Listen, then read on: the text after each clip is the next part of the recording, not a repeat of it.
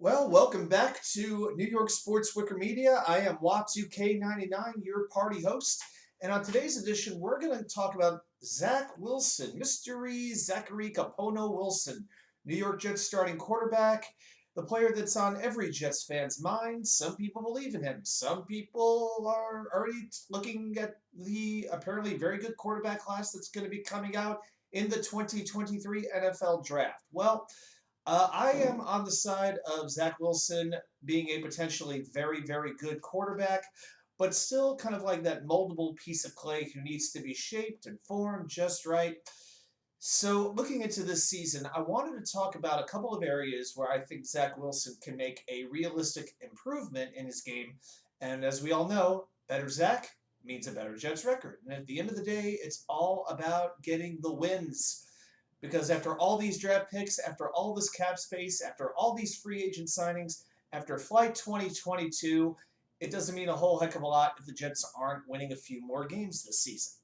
So there's three areas I want to look at. Now, one is pretty straightforward, reading defenses. There were too many times last season when Zach would get focused on one target. Oftentimes early in the season, it would be Corey Davis, sometimes Braxton Berrios, but too many times I felt he was locked in on one receiver and wouldn't look. And there were a lot of times when he missed, say, an open Elijah Moore down the field. So that is one of the most important things that we can see from him this season. Now let's talk about those infamous short passes. Yes, the passes behind the line of scrimmage. So last year, Zach Wilson threw 57 passes that finished behind the line of scrimmage. He completed just 45 of those.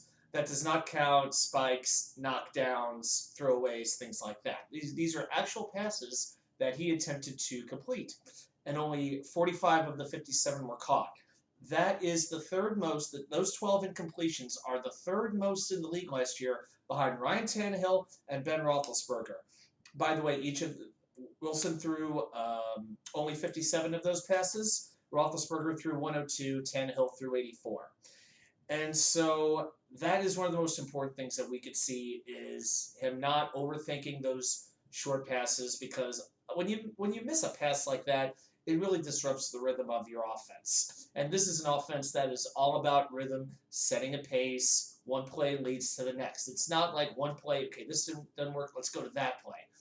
One play really builds on the next with a Michael LaFleur offense. So completing those short passes will go a long run into Zach Wilson's success. The third thing I want to talk about is the sacks.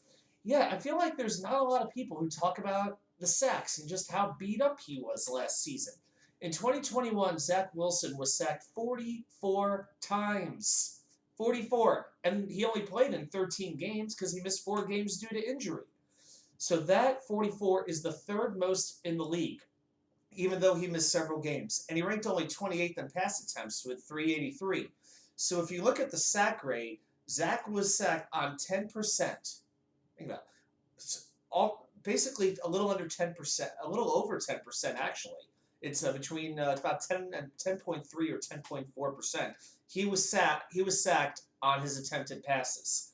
That is the second most in the NFL. The only quarterback with a higher sack rate, you may ask, his fellow rookie of the Chicago Bears won, Justin Fields, 11.8%.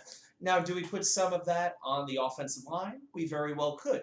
The offensive line last year, especially when they had a Greg Van Roten, not exactly what I recall reliable.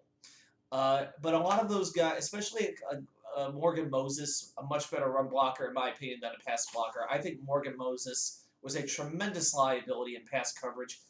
As much as of a leader as he may be, and as good a run blocker as he may be, he was an absolute liability in pass protection. I had no issues letting him go.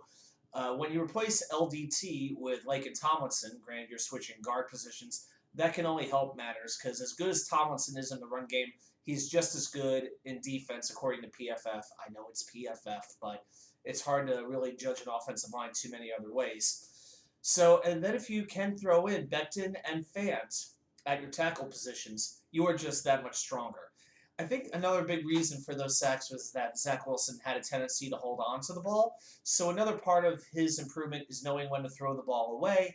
And I really felt over the course of the season Not only did he get better in reducing his turnovers, in fact, he practically eliminated those turnovers, but he had a little bit of a better feel about when to throw the ball away and when to take a chance. So know when to take the chances, but know when to throw away and live to fight for another play. So that's just a couple of thoughts on Mr. Zach Wilson, our quarterback, and how he can make that second-year jump we all want him to make as Jets fans. If you like the video, please like, subscribe, share with a friend. I would really appreciate it. And as of this recording, I'm going to be on with Long Beach Joe at 7:30 Eastern Time. By the time you're watching this, it's probably already have happened, but he's at Long Beach Joe on YouTube. And then Wednesday night, check me out on Jets Chaos with Jeremy and Thursday with Green Bean. All right, we'll see you guys later.